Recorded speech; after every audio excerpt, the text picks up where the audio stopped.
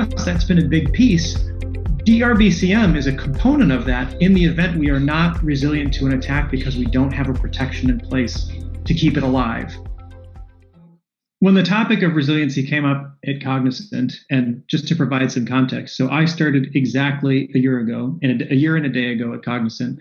The height of the pandemic is when I went through the negotiations with them to become their CISO, and starting in mid-April, as everything is getting locked down and the world is trying to get the curve under control. And it was also the day after Cognizant announced its May's ransomware attack publicly. So resiliency is kind of interesting. A lot of people hear the term resilience and they assume it directly to business continuity and disaster recovery. And that's not exactly what it means. What I have defined resiliency at Cognizant is somewhat simple. So we understand the telemetry. What do we have? Where is it? What do we care about? And from there, we understand the actors and the techniques which they would use to get to those specific things. And from there, we have models that would define what our resiliency is to those threats. Mapping to MITRE, I think, is a big one, is that's something that is a universal language across all organizations to be able to say, here are the techniques, here are the things we care about, these are the ones we're resilient to, these are the ones that we need to become resilient to. And for us, that's been a big piece. DRBCM is a component of that in the event we are not resilient to an attack because we don't have a protection in place to keep it alive. But that's been a big one. And I think with COVID and some of the supply chain attacks which have occurred, now we have to expand beyond just our own walls and look at, kind of where we have data and where we're getting things outside and understand the resiliency component there. So that would be kind of where I'm going to evolve our program today, is it's been very introverted and acute focus.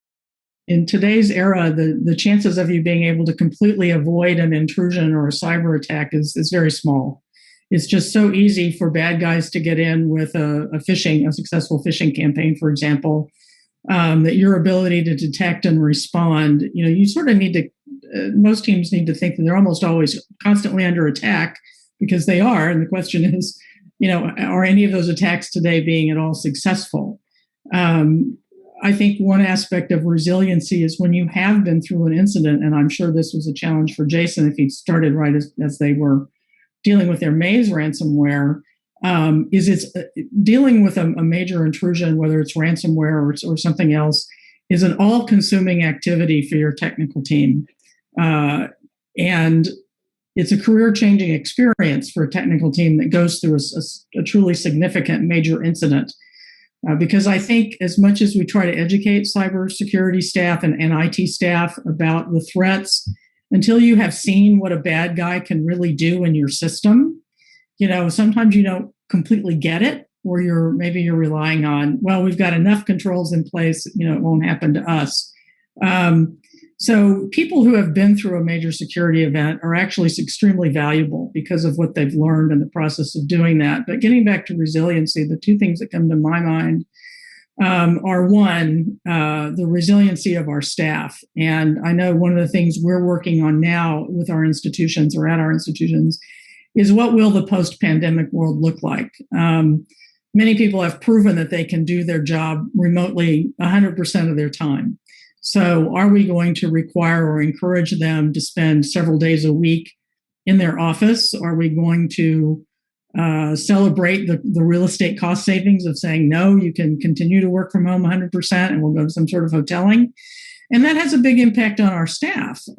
Everybody has taken a significant hit, I think, in terms of their personal well-being during COVID. Even if you didn't get sick, you had to deal with the adjustments and the fear and the stress of having your kids at home and your dogs barking in the middle of a Zoom call and all of that. And I think as we return to a state of normalcy, whatever the next normal is, as our chancellor says, we need to take into account the effect that this has had on our people, and what telework or going back to work part or full-time, meaning back to the office, what that will mean for folks.